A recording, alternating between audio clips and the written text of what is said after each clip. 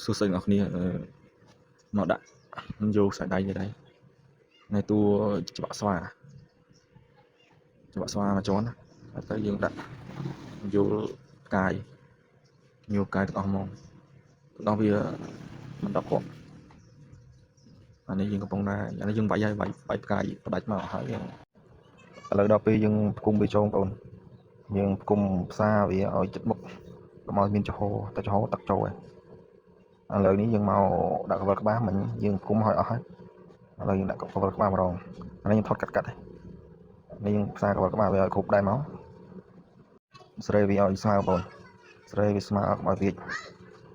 ហើយមកបានយើងចាក់ចូលជាមួយតួខ្សែនេះយើងកំពុងដាក់ផ្សារភ្ជាប់ជាមួយតួខ្សែហើយទាំងមុនវាយ៉ាងស្រាលដែរនេះមួយខ្សែនឹងដល់ 2G ទេព្រោះវាតួខ្សែច្បាក់ស្វាអញ្ចឹងវាយ៉ាងស្រាលអានេះខ្ញុំខាត់ឲ្យអស់ហើយដល់ពេលយើងយកមកជ្រលក់ពណ៌ឥឡូវវាចេញពណ៌មកយ៉ាងស្អាត